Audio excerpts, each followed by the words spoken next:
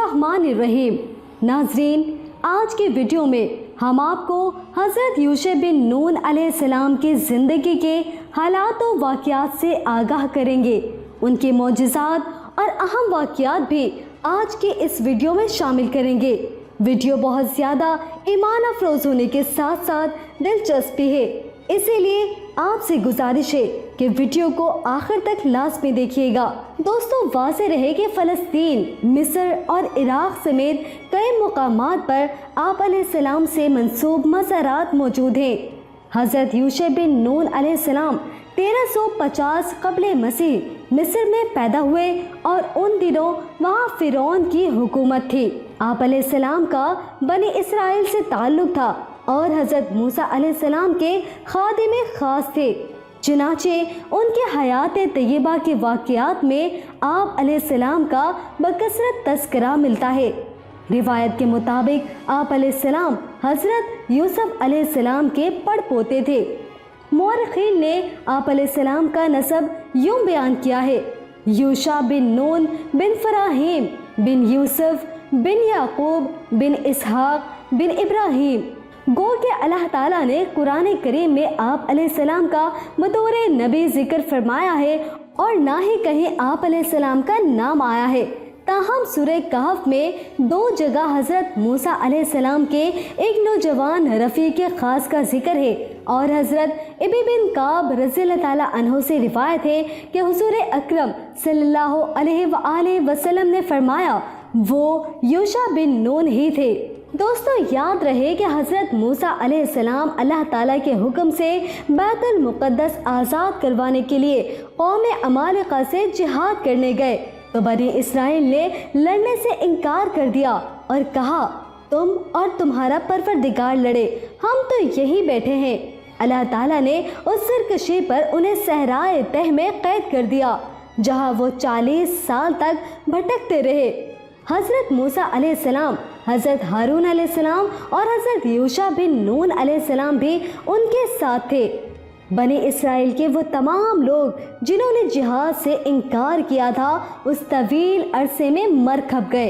एक दिन अल्लाह ताला ने हज़रत मूसा अलैहिस्सलाम को हुक्म दिया कि बनी इसराइल के 12 कबाइल में से हर कबीले का एक नक़ीब मुकर्रर कर दे और उन्हें अपने कबीले की क़यादत और रहनुमाई, जिहाद की तरबियत और दीगर मामलात की जिम्मेदारी भी दे दे।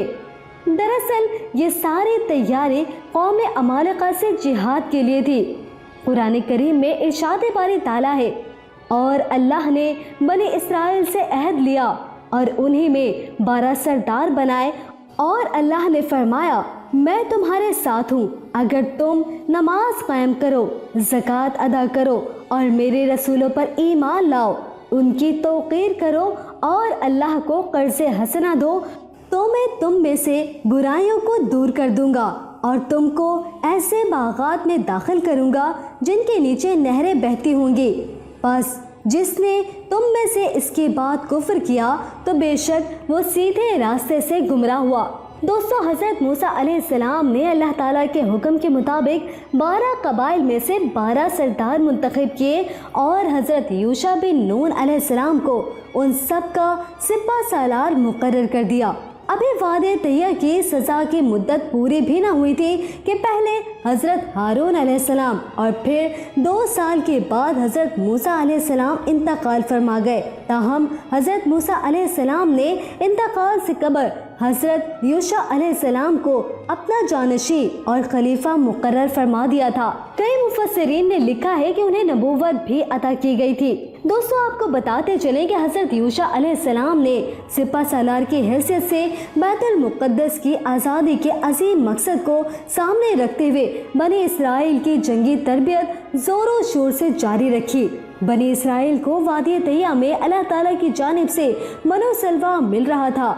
उनकी कोई मुआशी सरगर्मी तो थी नहीं, सो उन्होंने अपना ज़्यादातर वक्त फ़न हरब सीखने में सर्फ किया और जल्द ही जंगी दाव पेच में महारत हासिल कर ली। सहराए तैय्या में कैद के 40 साल पूरे हुए तो अल्लाह ताला ने हज़रत यूशा अलैहिस्सलाम को हुक्म दिया کہ بنی اسرائیل کو ساتھ لے کر ارض مقدس کی جانب جاؤ اور قوم عمالقہ اور دیگر سے جہاد کر کے اپنے آباء و اجداد کی سرزمین آزاد کرواؤ۔ بنی اسرائیل کی نئی نسل کو اپنے بڑوں کے جہاد سے انکار کی غلطی اور اس کی پاداش پہ قید کا احساس تھا۔ پھر بیت المقدس تو ان کا اپنا وطن تھا، لہٰذا وہ خوشی خوشی جہاد کے لیے تیار ہو گئے۔ جس وقت حضرت یعقوب علیہ السلام اپنے 11 بچوں کے ساتھ کنعان سے ہجرت کر کے حضرت یوسف علیہ السلام کے پاس مصر جا رہے تھے، اس وقت ان کے ساتھ خاندان کے صرف 70 افراد تھے، اور اب بنی اسرائیل لاکھوں کی تعداد میں حضرت یوسف علیہ السلام کے پڑ پوتے حضرت یوشع علیہ السلام کی قیادت میں اپنے آباء و اجداد کی سرزمین مشرک اقوام سے آزاد کروانے جا رہے تھے۔ دوستو، حضرت یوشع علیہ السلام بنی اسرائیل کو لے کر وادی طیہ سے نکلے تو اس وقت آپ علیہ السلام کے ساتھ بنی اسرائیل کے 12 قبائل کے 6 لاکھ سے زیادہ افراد تھے۔ حضرت یوشع علیہ السلام نے ان سب کے ساتھ نہر اردن پار کی اور اریحا کے مقام پر پہنچے، جو سب سے بلند اور مضبوط فصیلوں والا قلعہ تھا۔ بنی اسرائیل نے 6 ماہ تک اس کا محاصرہ جاری رکھا اور پھر ایک روز قلعے کی دیوار کا کچھ حصہ گرا کر شہر میں داخل ہو گئے، جہاں گمسان کی جنگ ہوئی۔ اسرائیلی روایت کے مطابق شہر کا محاصرہ جمعے کو بھی جاری تھا کہ سورج غروب ہونے کا وقت ہو گیا، جس کے بعد ہفتے کا دن شروع ہو جاتا، جس میں بنی اسرائیل پر جنگ اور شکار وغیرہ پر پابندی تھی۔ تو حضرت یوشع علیہ السلام نے فرمایا، اے ہفتے کا دن، تو بھی اللہ کے حکم کا پابند ہے اور میں بھی، بس اے اللہ اس سورج کو غروب ہونے سے روک دے۔ تو اللہ عز و جل نے سورج غروب نہ ہونے دیا، حتیٰ کہ حضرت یوشع علیہ السلام نے شہر فتح فرما لیا۔ تاہم بعض روایت سے معلوم ہوتا ہے کہ یہ واقعہ بیت المقدس کی فتح کے موقع پر پیش آیا تھا۔ مسند احمد میں حضرت ابو ہریرہ رضی اللہ تعالیٰ عنہ سے مروی ہے کہ رسول اکرم صلی اللہ علیہ وآلہ وسلم نے فرمایا، سورج کسی انسان کے لیے نہیں روکا گیا سوائے یوشع علیہ السلام کے، جب وہ بیت المقدس کی طرف کوچ فرما رہے تھے۔ دوستو، اس حدیث مبارک سے معلوم ہوا کہ حضرت یوشع بن نون علیہ السلام ہی نے بیت المقدس فتح کیا اور شمس کا واقعہ اسی کی فتح میں پیش آیا۔ دوستو، حضرت یوشع علیہ السلام بنی اسرائیل کو لے کر سب سے پہلے ارض کنعان کے پہلے شہر اریحا کی جانب بڑھے اور طویل محاصرے اور جنگ کے بعد قوم عمالقہ کو شکست دی۔ اس کے بعد کنعان کے دوسرے شہروں کو فتح کرتے ہوئے ارض فلسطین میں داخل ہو گئے۔ اس طرح اللہ عز و جل نے اپنا وعدہ پورا کرتے ہوئے کنعان، فلسطین اور شام تک کا پورا علاقہ بنی اسرائیل کے حوالے کر دیا۔ علامہ ابن کثیر رحمۃ اللہ علیہ نے لکھا ہے کہ اس جنگ میں بے شمار مال و دولت ہاتھ آیا، 12,000 مردوں اور عورتوں کو تحت تیغ کیا گیا، بہت سے بادشاہوں سے جنگ چھڑی۔ کہا جاتا ہے کہ حضرت یوشع علیہ السلام نے شام کے 31 بادشاہوں پر غلبہ پایا تھا۔ ناظرین، اللہ تعالیٰ نے حضرت یوشع علیہ السلام کی قیادت میں بنی اسرائیل کو زبردست فتح سے ہمکنار کیا اور انہیں ارض مقدس سمیت ان کے آبائی وطن کا مالک بنا دیا۔ اس موقع پر اللہ تعالیٰ نے انہیں حکم دیا کہ جب شہر میں داخل ہوں تو مغرور، متکبر اور سرکش لوگوں کی طرح داخل نہ ہو، بلکہ نہایت عاجزی و انکساری کے ساتھ سر جھکا کر رکوع کی حالت میں توبہ و استغفار کرتے ہوئے داخل ہو اور اپنی زبانوں پر حتّاتن کا ورد جاری رکھے، یعنی اے اللہ ہمیں بخش دے، پھر ہم تمہارے گناہ معاف کر دیں گے، اور جو لوگ نیکیاں کریں گے انہیں اپنی نعمتوں سے مزید نوازیں گے، اور سجدہ شکر بجا لانا، اللہ تمہارے لیے مزید آسانیاں پیدا فرما دے گا۔ دوستو، سورہ بقرہ میں اللہ عز و جل فرماتے ہیں، اور جب ہم نے کہا کہ اس بستی میں داخل ہو جاؤ اور اس میں جہاں سے چاہو خوب کھاؤ پیو، اور دروازے میں سجدہ کرتے ہوئے داخل ہونا، اور حتّاتن یعنی اے اللہ معاف کر دے کہتے ہوئے جانا، تو ہم تمہارے گناہ معاف کر دیں گے اور نیکی کرنے والوں کو اور زیادہ دیں گے۔ دوستو، سورہ اعراف میں ارشاد باری تعالیٰ ہے، اور جب ان سے کہا گیا کہ اس شہر میں سکونت اختیار کر لو اور اس میں جہاں سے جی چاہے کھانا پینا اور جب شہر میں داخل ہو تو حطۃ کہنا اور دروازے میں داخل ہونا تو سجدہ کرنا، ہم تمہارے گناہ معاف کر دیں گے اور نیکی کرنے والوں کو اور زیادہ دیں گے۔ دوستو، کیا آپ جانتے ہیں کہ حضرت یوشع علیہ السلام نے بنی اسرائیل کو اللہ تعالیٰ کے یہ احکامات بتائے، واضح و نصیحت کی اور انہیں ان احکامات پر منع و عمل کی تاکید فرمائی، لیکن سرکشی اور ناشکراپن تو بنی اسرائیل کی سرشت میں شامل تھا۔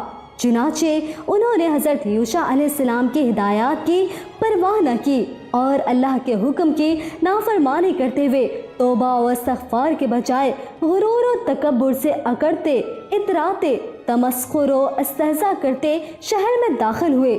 بنی اسرائیل کا ناشکراپن، غرور و نخوت، سرکشی و بغاوت اور نافرمانی ایک بار پھر اللہ عز و جل کی ناراضگی کا سبب بنی۔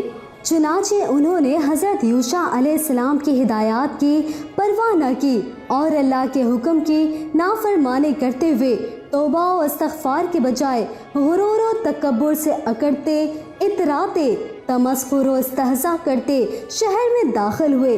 بنی اسرائیل کا ناشکراپن، غرور و نخوت، سرکشی و بغاوت اور نافرمانی ایک بار پھر اللہ عز و جل کی ناراضگی کا سبب بنے اور ان پر عذاب نازل کیا گیا۔ سورہ بقرہ میں اللہ تعالیٰ فرماتے ہیں، پھر ان ظالموں نے اس بات کو جو ان سے کہی گئی تھی بدل ڈالی، ہم نے بھی ان ظالموں پر ان کے فسق و نافرمانی کی وجہ سے آسمانی عذاب نازل کیا۔ دوستو، سورہ اعراف میں ارشاد باری تعالیٰ ہے، مگر جو ان میں ظالم تھے انہوں نے اس لفظ کو جس کا ان کو حکم دیا گیا تھا بدل کر اس کی جگہ اور لفظ کہنا شروع کیا تو ہم نے ان پر آسمان سے عذاب بھیجا، اسی لیے کہ یہ ظلم کرتے تھے۔ حضرت ابو ہریرہ رضی اللہ تعالیٰ عنہ سے مروی ہے کہ رسول اکرم صلی اللہ علیہ وآلہ وسلم نے فرمایا، بنی اسرائیل کو یہ حکم دیا گیا تھا کہ شہر میں نہایت عاجزی سے داخل ہو اور اپنی زبان سے حطۃ حطۃ کہتے جاؤ، یعنی استغفار کرتے رہو، لیکن انہوں نے یہ کیا کہ زمین پر گھسٹتے ہوئے داخل ہوئے اور حطۃ کو چھوڑ کر حبۃ فی الشعراء کہنا شروع کر دیا، یعنی دانا بالی کے اندر ہے، یعنی انہوں نے اللہ سے توبہ اور معافی کے بجائے گندم اور جو کی فرمائش شروع کر دی۔ اس سے ان کی سرتابی و سرکشی اور احکام الہی سے تمسخر و استہزاء کا اندازہ کیا جا سکتا ہے۔ دراصل جب کوئی قوم اخلاق و کردار کے لحاظ سے زوال پذیر ہو جائے، احکام الہیہ کا مذاق اڑانے لگے، غرور و تکبر، سرکشی و نافرمانی میں مبتلا ہو جائے، اپنے رسولوں کے احکامات ماننے سے انکار کر دے، تو پھر آسمانی عذاب کا آنا یقینی ہے۔ بنی اسرائیل پر جو عذاب نازل ہوا وہ طاعون کی شکل میں تھا، جس میں 70,000 لوگ مارے گئے۔ نبی کریم صلی اللہ علیہ وآلہ وسلم نے فرمایا کہ طاعون اس رجز اور عذاب کا حصہ ہے جو تم سے پہلے بعض لوگوں پر نازل ہوا۔